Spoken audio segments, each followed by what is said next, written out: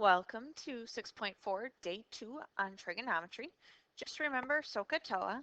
Sine is opposite over hypotenuse, cosine is adjacent over hypotenuse, and tangent is opposite over adjacent. All right, so there's a little review from yesterday. Let's set these up as fractions and reduce them, and then also as decimals. So sine of A, everything is going to be in relationship to A. So let's just jot down. This is our adjacent. Here's our opposite, and here's our hypotenuse. And SOHCAHTOA.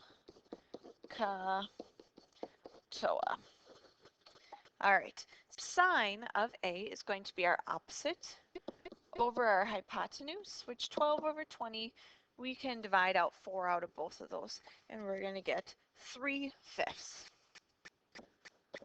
And if we take that and divide it as a decimal, we're going to get 0.6. Cosine of A is going to be our adjacent, 16, over our hypotenuse. We're going to divide 4 out of both of those and get 4/5. When we divide that and get a decimal, we get 0.8. And last is going to be our tangent, which is our opposite of 12 over our adjacent 16. And we're going to divide, again, 4 out of all of those. We get 3/4, so 0.75. Okay. So find BC. BC is our unknown, so we're going to call that x. In relationship to our angle, we have our opposite and our adjacent. So that is going to give us tangent. So we have tangent of 64 equals opposite over adjacent. We would do this by multiplying 13 on both sides to get x by itself. So we get x equals 13 times the tangent of 64. Go ahead and type that into your calculator, and let's round to 1 decimal place. X equals 26.7. Okay, so that was review from yesterday. Let's look at this problem. We are given our opposite and our adjacent again. So we're thinking tangent. Tangent of 47 equals our opposite over our adjacent. This one's a little different than the last problem because x is now in the denominator, so it's on the bottom. So I'm going to multiply both sides by x, and it cancels there. So now I have x times the tangent of 47 equals 19. I want to get x by itself. Well, x and tangent of 47 are being multiplied, so I'm going to divide by the tangent of 47. If I do it to one side, I need to do it to the other side, and those are going to cancel. So we get x equals 19 divided by the tangent of 47. Type that into your calculator and round it to 1 decimal place. And we are going to get x equals 17.7. Now, notice here, our x and our tangent are going to just flip spots. So now, let's look at our next problem and keep that in mind. Here we have our opposite and our hypotenuse this time. So opposite and hypotenuse gives us sine of 61 equals our opposite over our hypotenuse. So we are just going to switch sine of 61 and x with each other. And that will get us what our x value is. Round it to 1 decimal place. We're going to get 25.2.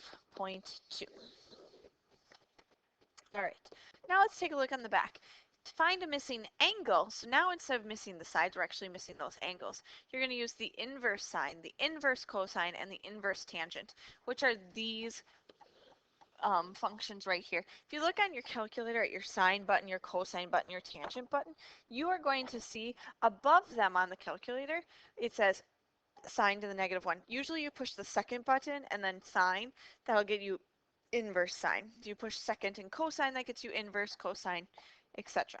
So let's look at problem 5. It says find the measure of A. So now our angle is the unknown. We again have our opposite, and we have our hypotenuse.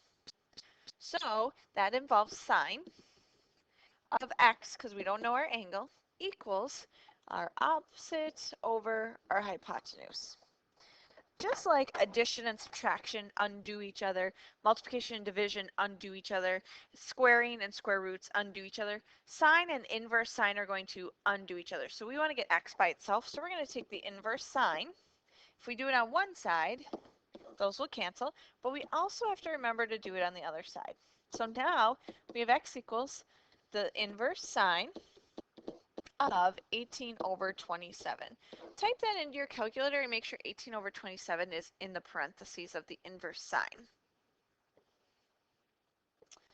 Now what we get is actually a degrees. So let's round it to 1 and then decimal place, and then make sure that you label it degrees. So we get 41.8 degrees. Looking at problem 6, it says find the measure of angle T.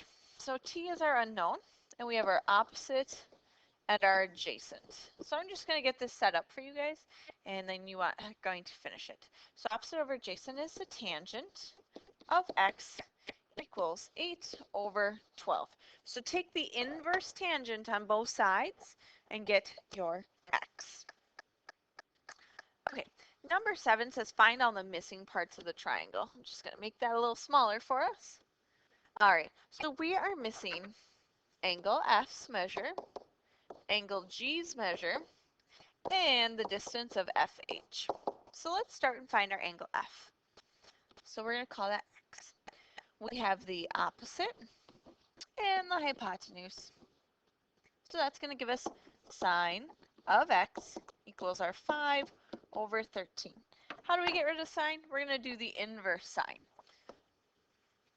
So you need to make sure to take the inverse sine on both sides. So those will cancel. So x equals the inverse sine of 5 over 13. Let's round it to 1 decimal place. And don't forget we're dealing with angle here. So our x is 22.6 degrees. So that's going to be our f, 22.6 degrees. So now I'm asked to find g. Now you could do the same idea for g, except for here you have adjacent and hypotenuse.